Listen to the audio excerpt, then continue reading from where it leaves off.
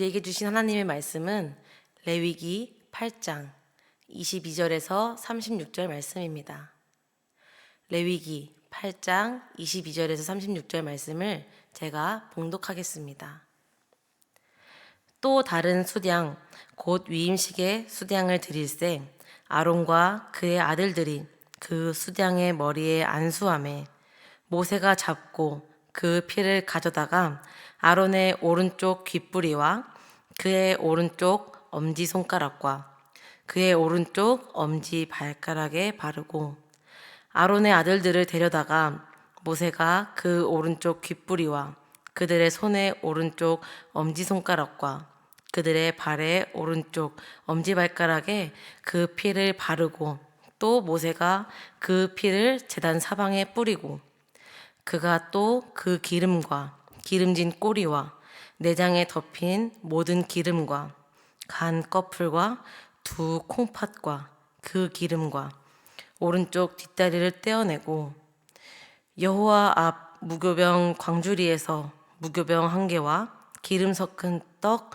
1개와 전병 1개를 가져다가 그 기름 위에와 오른쪽 뒷다리 위에 놓아 그 전부를 아론의 손과 그의 아들들의 손에 두어 여호와 앞에 흔들어 요제를 삼게 하고 모세가 그것을 그들의 손에서 가져다가 제단 위에 있는 번제물 위에 불사르니 이는 향기로운 냄새를 위하여 드리는 위임식 제사로 여호와께 드리는 화제라. 이에 모세가 그 가슴을 가져다가 여호와 앞에 흔들어 요제를 삼았으니 이는 위임식에서 잡은 수량 중 모세의 몫이더라. 여호와께서 모세에게 명령하심과 같았더라.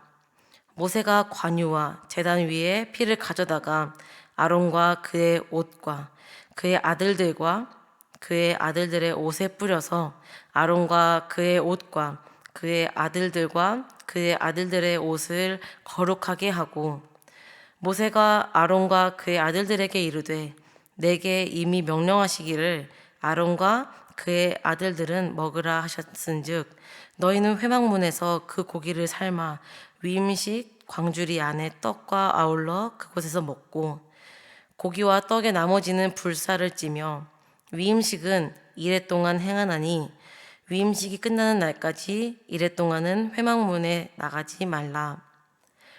오늘 행한 것은 여호와께서 너희를 위하여 속죄하게 하시려고 명령하신 것이니 너희는 7주야를 회막문에 머물면서 여호와께서 지키라고 하신 것을 지키라.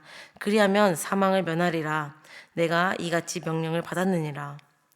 아론과 그의 아들들이 여호와께서 모세를 통하여 명령하신 모든 일을 준행하니라. 아멘.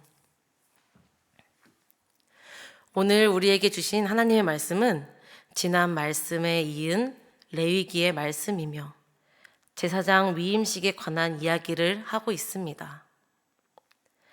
제사장 위임식이라는 것은 현재의 시각으로 바라보면 어떠한 취임식을 하는데 그것을 일주일간 한다는 느낌이 들기도 합니다.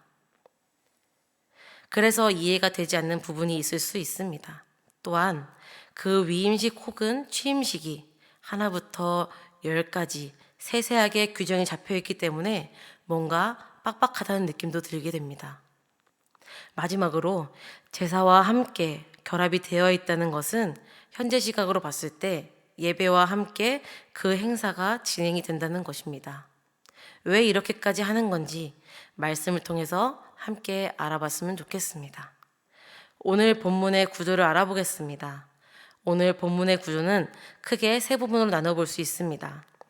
22절에서 29절 말씀은 위임식의 세 번째 제사에 대한 내용이고 30절에서 33절은 위임식 제사의 마무리에 대한 내용이며 마지막 34절에서 36절은 7일간의 위임식 준행 명령에 관한 말씀입니다. 첫 번째로 위임식의 세 번째 제사에 대한 말씀을 살펴보도록 하겠습니다. 오늘 본문 말씀 이전의 내용은 속죄제와 소제에 이어서 위임식 제사로 이어지게 됩니다. 본문을 살펴보게 되면 22절에서 29절 말씀은 그 제사에 대한 절차를 세세하게 설명을 하고 계십니다. 제물은 어떤 것인지, 그 제사를 드리는 사람의 준비는 어떻게 되어야 하는지, 제물을 어떻게 바치는지 등 그 제사에 대한 내용이 아주 자세하게 묘사가 되어 있습니다. 이 부분에서 우리가 깨달아야 할 것은 무엇입니까? 바로 예배의 준엄함입니다. 이 예배의 준엄함은 어느샌가 잊어버리고 있지는 않으십니까? 저도 예배를 드릴 때 언제 끝나나 싶은 생각이 들기도 하고 졸기도 하고 하는 부족한 모습을 하나님께 보여드리곤 합니다. 그런데 만약에 제가 구약시대에 살던 유대인이었다면 과연 그 모습이 가능할까요? 까딱 잘못하면 죽을 수도 있는 상황인데 말입니다. 꾸벅꾸벅 졸다가 눈을 감았다가 떴는데 눈앞에 하나님이 계시면 하나님도 저도 서로 머쓱한 상황이 되지 않을까요? 이렇듯이 유대인들에게 제사에 대한 부분은 굉장히 엄격하고 세세하게 지켜지던 것이었습니다. 그리고 그들은 그 예배를, 제사를 드릴 때 목숨을 걸고 드렸다는 것입니다. 현재를 살아가는 우리에게 이런 예배에 대한 엄격함이 있습니까? 만약에 없다면 그것은 무엇이기 때문일까요? 다음 살펴볼 부분은 위임식 제사의 마무리에 관한 내용입니다. 30절 말씀을 제가 읽어보도록 하겠습니다. 모세가 관유와 제단 위에 피를 가져다가 아론과 그의 옷과 그의 아들들과 그의 아들들의 옷에 뿌려서 아론과 그의 옷과 그의 아들들과 그의 아들들의 옷을 거룩하게 하고, 본문에 나오는 관유는 기름과 여러 가지 재료를 섞어 만든 거룩한 기름입니다.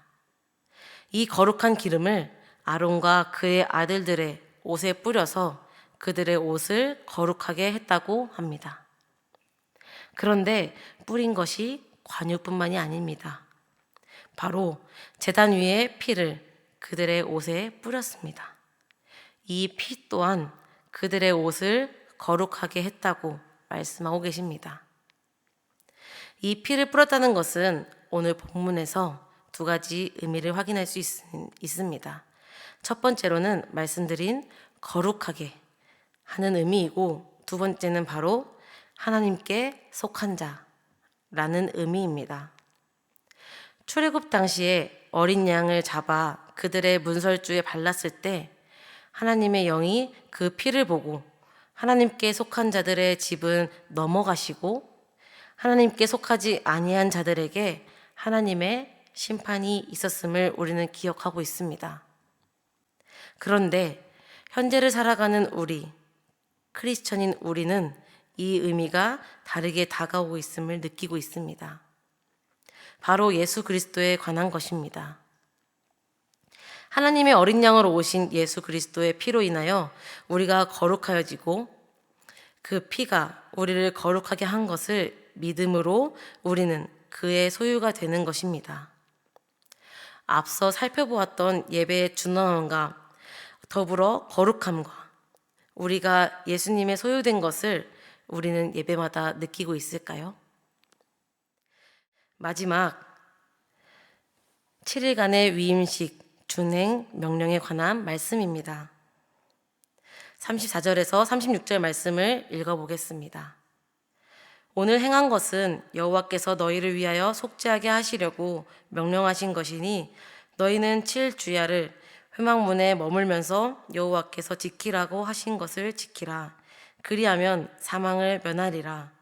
내가 이같이 명령을 받았느니라. 아론과 그의 아들들이 여호와께서 모세를 통하여 명령하신 모든 일을 준행하니라. 아멘. 이렇게 행한 것들이 누구를 위하여 무엇을 하게 하려고 하신 것이라고 말씀하십니까? 바로 너희를 위하여 속죄하게 하시려고 명령하신 것입니다.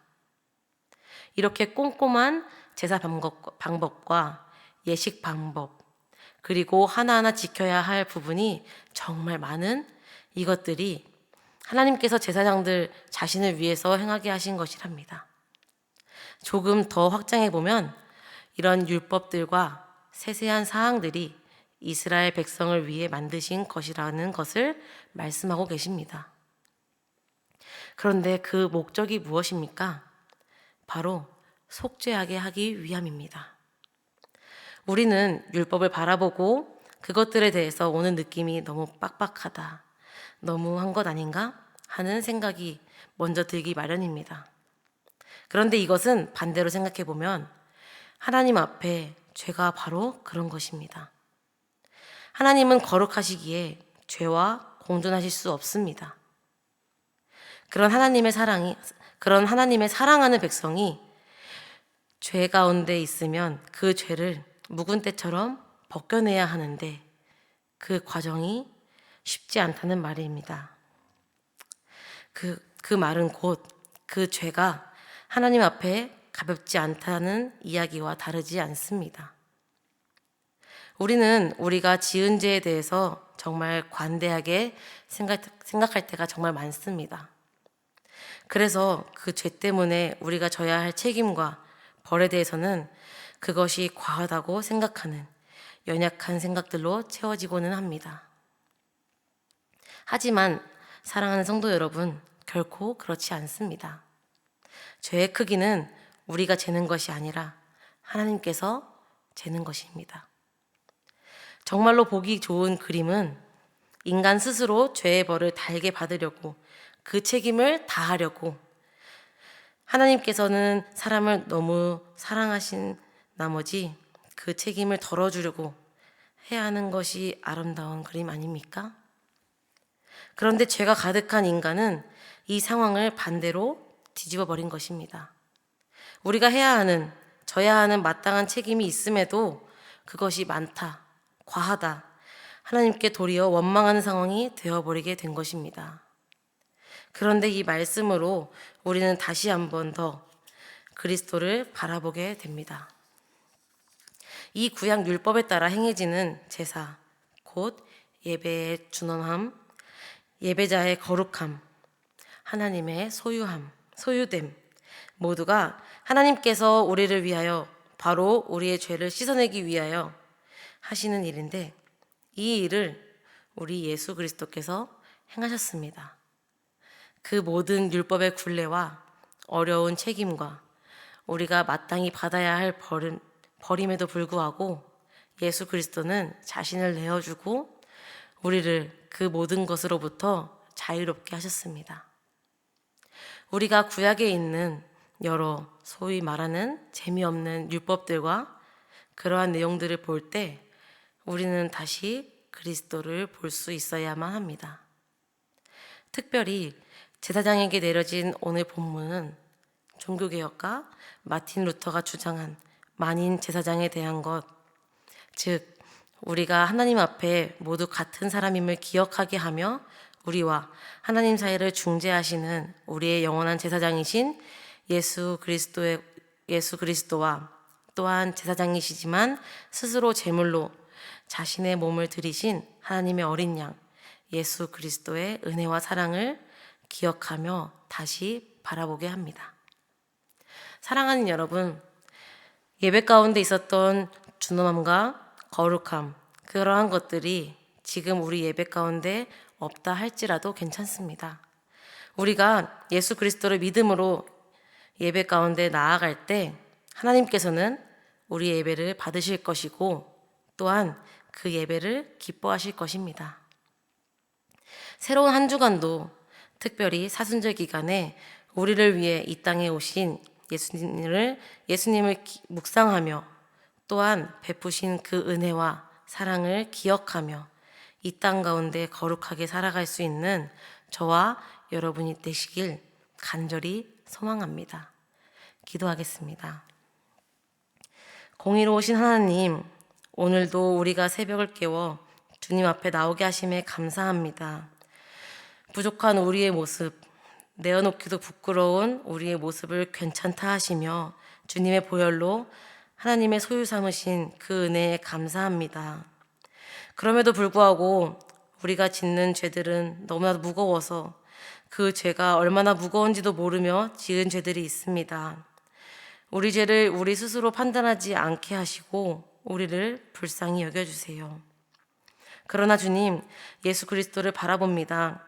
우리를 사랑하시고 은혜로 자녀 삼아주신 그 은혜가 우리뿐만이 아니라 우리 주변의 이웃에게 전달할 수 있도록 인도해 주세요. 세상이 참으로 어렵고 혼란한 때입니다. 예수 그리스도를 바라봄으로 예수 그리스도를 통해 세상을 바라보게 도와주시옵소서. 새로운 한 주간도 우리의 생활과 건강을 주님께 온전히 맡겨드리며 살아계신 예수 그리스도의 이름으로 간절히 기도합니다. 아멘.